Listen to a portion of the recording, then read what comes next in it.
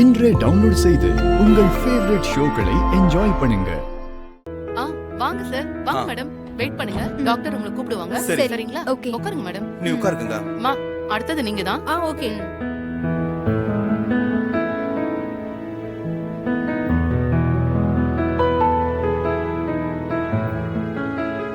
Doctor என்னம்மா சொன்னாங்க? சீக்கிரமாவே நீங்க தாத்தா பாட்டி ஆக போறீங்கன்னு சொன்னாங்க. நான் அம்மாவாக போறேம்மா.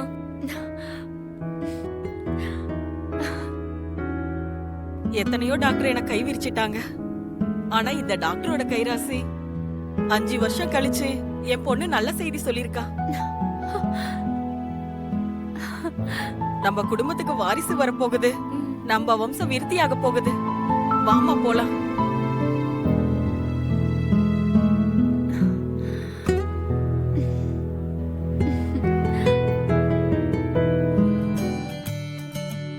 மேடம், இப்போ நீங்க வரலாம். சரி. போலாம்.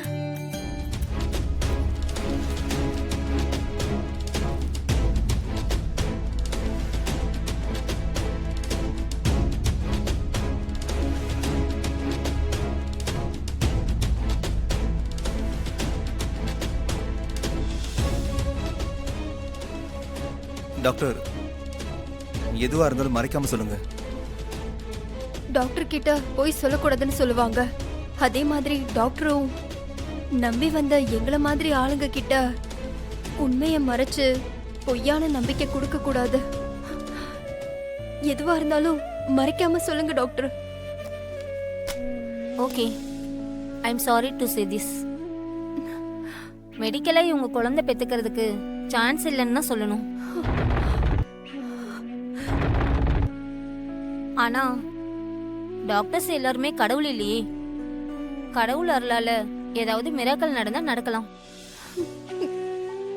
உங்களுக்கு கடவுள் நம்பிக்கை இருக்குன்னு நான் நம்புறேன். கடவுளை நம்புங்க, கைவிட மாட்டாரு. இந்தாங்க.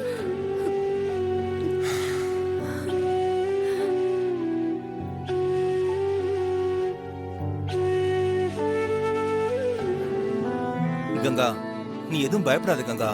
உன் நல்ல மனசுக்கு ஆண்டவ எல்லாத்தையும் நல்லபடியா நடத்தி வைப்பான். சரியா? டாக்டருங்க வேணா நம்மள கைவிடலாம், ஆனா நம்ம கும்பிடுற கடவுள் நம்மள கைவிட மாட்டாரு. நீ அழாத. ஏய், சரி, ஒரு காஃபி குடிக்கலாமா? நான் போட்டு எடுத்து வரேன். இரு, ஒரு சேஞ்சுக்கு நானே போடுறேன். ஓகே, சரியா?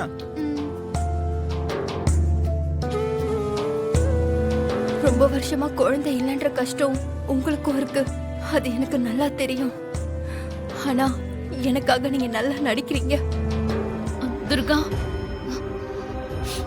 ஹாசினி, உனக்கு என்ன தேவி அம்மா ஞாபகம் வந்துருச்சா? மறந்தாதானே ஹாசினி ஞாபகம் வரத்துக்கு? திரும்புற பக்கம் எல்லாம் தேவி அம்மா முகம்தான் ஞாபகம் வருது. இதெல்லாம் என்னாலதான் துர்கா. என்ன மன்னிச்சிரு துர்கா. ஹாசினி, நீ ஏன் மன்னிப்பெல்லாம் கேக்குற? உன் மேல எந்த தப்பும் இல்லன்னு நான் தான் ஏற்கனவே சொல்லிட்டேன்ல. இல்ல துர்கா, மார்க்கெட்ல தேவியோட கிளாஸ் மிஸ் பார்த்தேன். ஏன் தேவி எக்ஸாம் கூட வரலன்னு கேட்டாங்க. அப்ப நீ என்ன சொன்ன? நடந்த எல்லாத்தையும் சொல்லிட்டியா? இல்ல, அதெல்லாம் நான் எதுவுமே சொல்லல.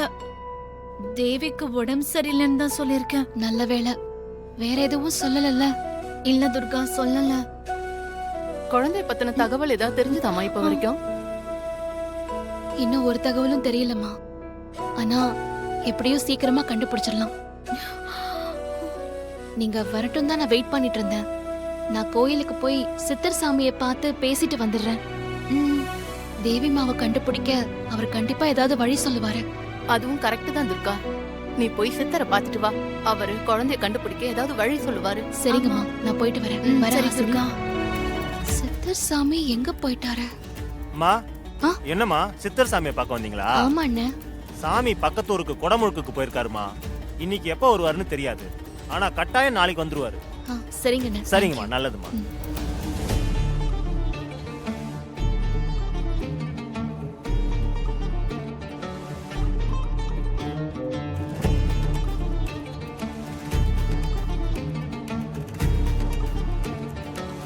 அம்மா தாயே, எனக்கு மட்டும் ஏன் இப்படி எல்லாம் நடக்குது?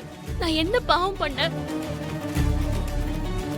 பிரச்சனை ஒவ்வொன்னா வந்தா பரவாயில்ல, ஒரே நேரத்துல என் குழந்தைக்கும் ஆபத்து, என் கணவருக்கும் ஆபத்துனா நான் யார போய் பாப்பேன்? எப்படி காப்பாத்துவேன்? மினிஸ்டர் அவர் மகனோட சாவுக்கு ஏன் கணவர் தான் காரணம்னு அவர் தப்பா புரிஞ்சிட்டு இருக்காரு. அவர் உயிரோட இருக்க கூடாதுன்னு சொல்லி கொலவெறியோட அலைஞ்சிட்டு இருக்காரு. அதுக்காக எல்லா வழியிலயும் முயற்சி பண்ணிட்டு இருக்காரு. ஹாஸ்பிட்டல்ல குழந்தை தேவி மாவ காணோம். தலையில அடிபட்டதுனால பழசெல்லாம் அவன் மறந்து போயிட்டான். இது இல்லாம குழந்தை தேவி எங்க இருக்கா, எப்படி இருக்கானே தெரியல. நான் கடமையை சரியா செய்யலன்னு என்ன வேலையில இருந்து சஸ்பெண்ட் பண்ணிட்டாங்க. இந்த சூழ்நிலையில எனக்கு என்ன பண்றதுன்னு ஒண்ணுமே புரியல தாயே. குழந்தை நல்லபடியா திரும்ப கிடைக்கணும். கொலை பழியில இருந்து சூர்யா நிரபராதின்னு வெளியில வரணும். இதுக்கெல்லாம் எனக்கு நீதான் துணையா இருக்கணும் தாயே.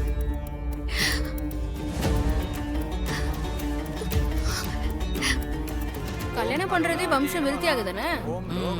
இவ கையால தாலி எடுத்து கொடுத்தா எப்படி வம்ச விருத்தி ஆகும்? ஓம் பத்மஹஸ்தாயே நமஹ. ஓம் பத்மாக்ஷே. நீ சொல்றது சரிதான். அவங்க கையால தாலி எடுத்து கொடுக்க கூடாது. என்னமோ பண்றாங்க. நமக்கு என்ன? என்னமோ பண்ணட்டும். ஓம் பத்மமுக்யே நமஹ. ஓம் அம்மா கையால தாலியை தொட்டு கொடுக்கட்டும். ஓம் மகாலட்சுமி நமஹ. இந்தாங்க மாங்கல்யத்தை தொட்டு கொடுங்க. கங்கா அதெல்லாம் ஒண்ணும் இல்ல, நீ தொட்டு கொடு வா. போ கங்கா. என்னதான் காசு பணம் இருந்தாலும் படிச்சிருந்தாலும் கொஞ்சமாவது இங்கேதான் தெரிய வேண்டாமா? வாரிசு இல்லாதவங்க தாலி எடுத்து கொடுக்க எப்படிதான் உள்ள வராங்கன்னு தெரியல.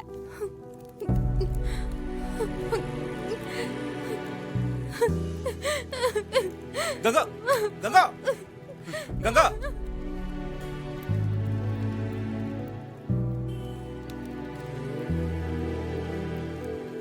ஏமா பாக்க வயசுல பெரியவங்களா இருக்கீங்க, இப்படியே நடந்துப்பீங்க? நீங்களும் ஒரு பொண்ணு தானே. அவங்க மனசை இப்படி நோக்கடிக்கலாமாங்க? நீ யாருமா எங்க பிரச்சனையில பஞ்சாயத்து பண்ண? நான் பஞ்சாயத்தெல்லாம் பண்ண வரல. நான் உண்மையதான் சொல்றேன். குழந்தை பாக்கியங்கிறது தாலி எடுத்து கொடுக்கறவங்களால வர பிரச்சனை இல்ல, தாலியை எடுத்துக்கிறவங்களோட பிரச்சனை. பஞ்சாயத்து பண்றா. இவங்க சொல்றது 100க்கு 100 உண்மை. என்ன உண்மை? என் அப்பத்தாக்கு 7 பசங்க, 15 பேர குழந்தைங்க. அவங்க கையால எனக்கு தாலி எடுத்து கொடுத்தா அவங்கள மாதிரி எனக்கும் குழந்தை பிறக்கும்னு என் கல்யாணத்துல அவங்க தான் தாலி எடுத்து கொடுத்தாங்க. ஆனா எனக்கு இப்ப வரைக்கும் குழந்தை இல்ல. அப்ப பிரச்சனை என் அப்பத்தா மேல இல்ல, எனக்கு தான்.